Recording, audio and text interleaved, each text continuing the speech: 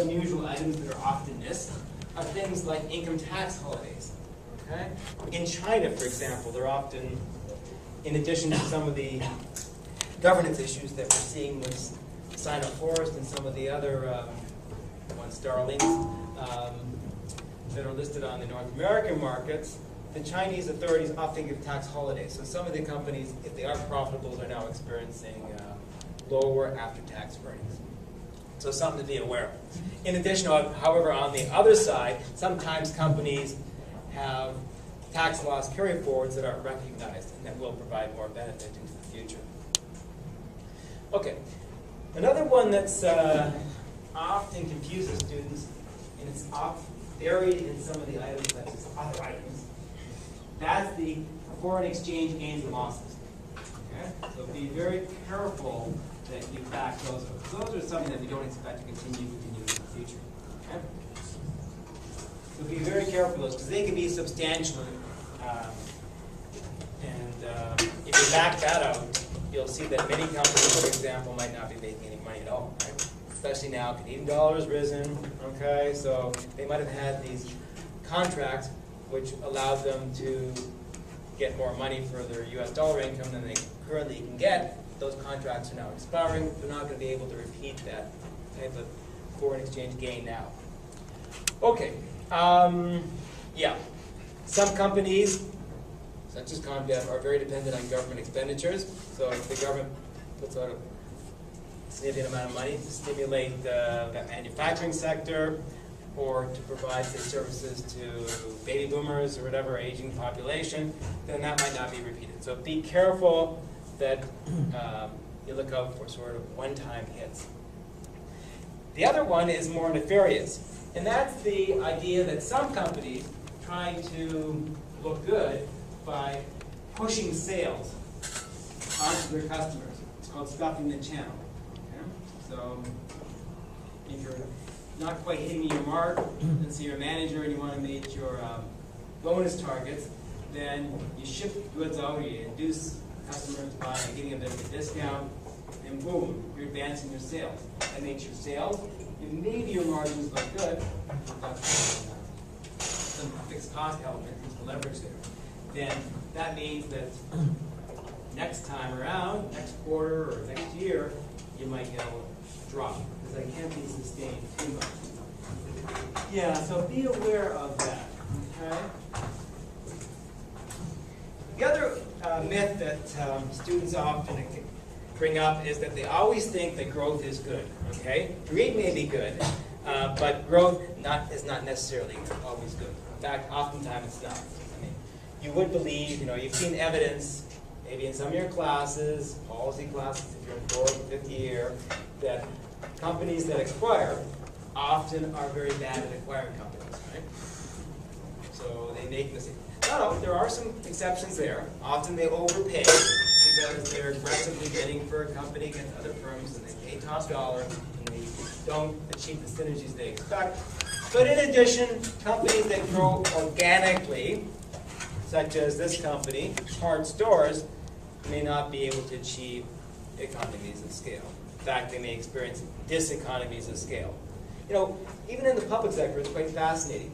You would think that the largest schools in the province, like U of T, would be the most efficient because there are certain fixed overheads.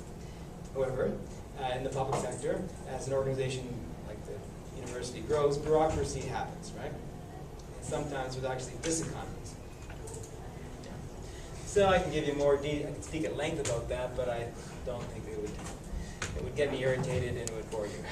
Okay, so that's the idea here when one of our students looked at Hard Stores. Okay, actually there is the son of the founder and current president of Hart, and he's in front of one of his store openings. Okay, he wanted, and it was in several annual reports, he wanted to achieve 100 store presence in Canada.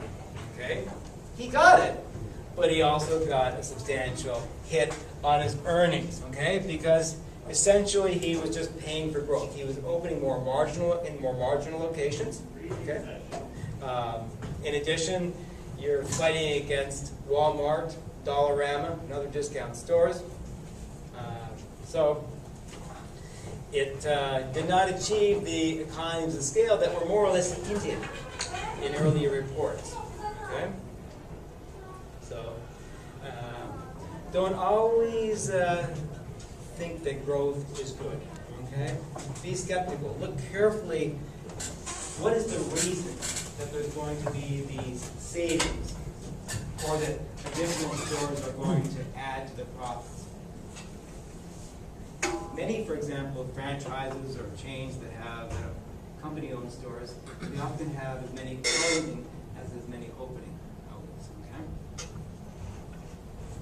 Yeah. Okay. So it's in the case of Harp, perhaps it's tied up with a bit of management hubris, the idea that you want to grow your company to achieve a certain size, but yeah, not necessarily to the benefit of all shareholders. Then you get some wacky students that produce what I call mechanical exercises, or mechanical bull, okay? That type of bull. Okay, so they go down, sit at their spreadsheets, they work so hard for those spreadsheets, everything works out, okay, it balances, but then you look at the weighted average cost of capital spreadsheet, and you'll find out that they've now gone through their CAPM, maybe with a beta, maybe they did a regression against the market, maybe they pulled it off Bloomberg, okay? And the beta was so low that they in fact have a cost of equity that is below that of debt, okay? So just be aware when you're doing that doesn't make sense. Step back from your spreadsheet, take a look at your key assumptions like your WACC, like your margins, and just say, is it reasonable?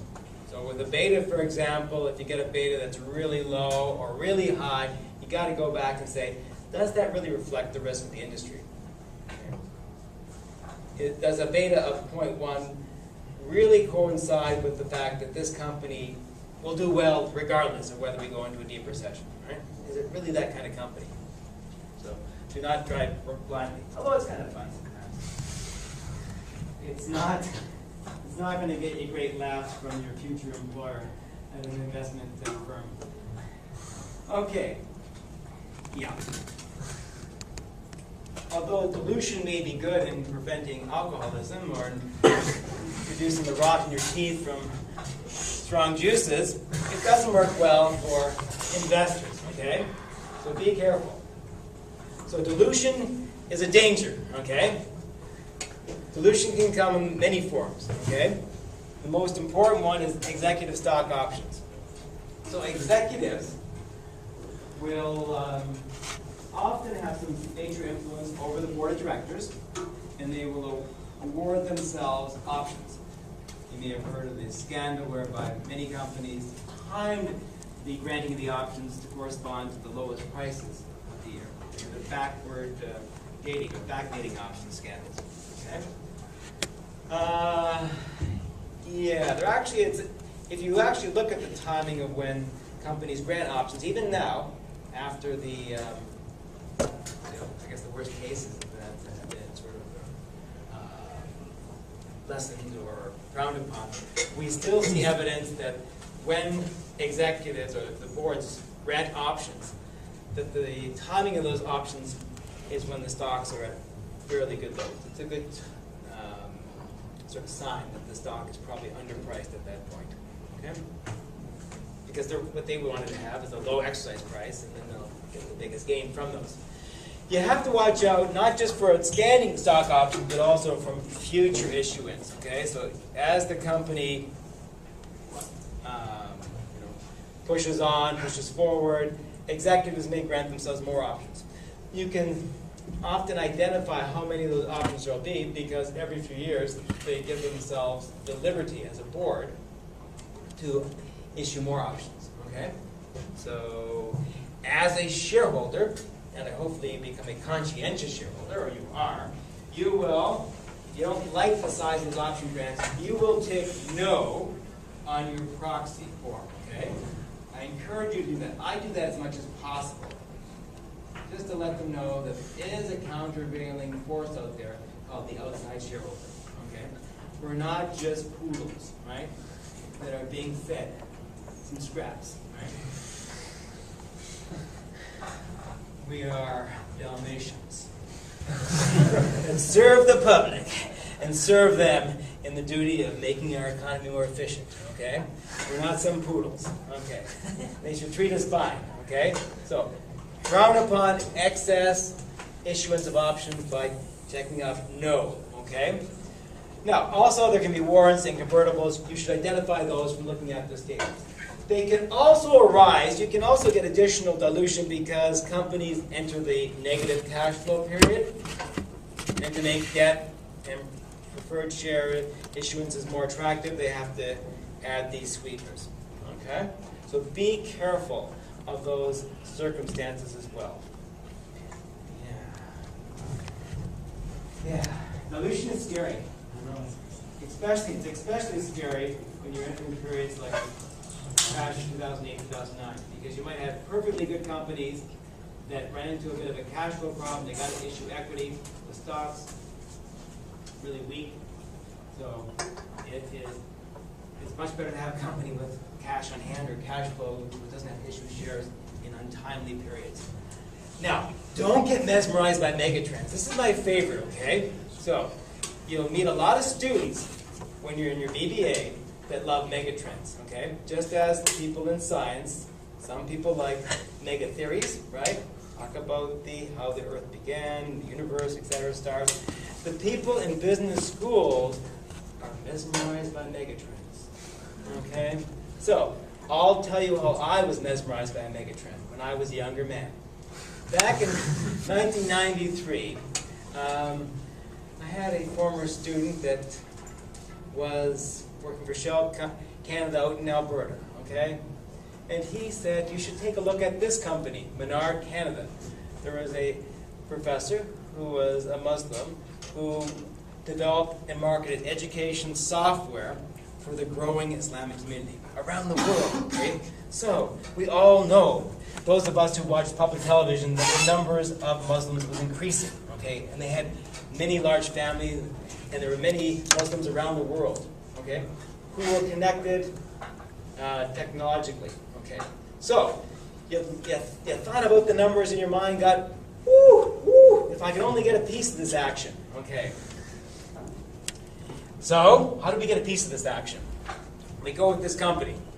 And in turn, if you look at the company's statement or annual report, just at the time of the IPO, they said that they were just starting out production, because it's a very, very small company.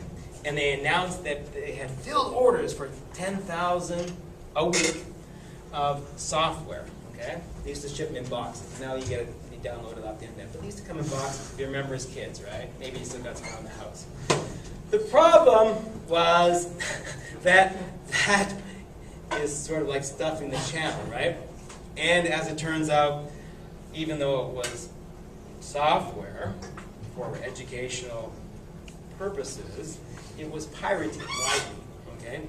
So they didn't really achieve much more in sales. The founders had an angry dispute. The stock imploded. It went to zero. Okay, so, yeah, not like this fairyland picture here.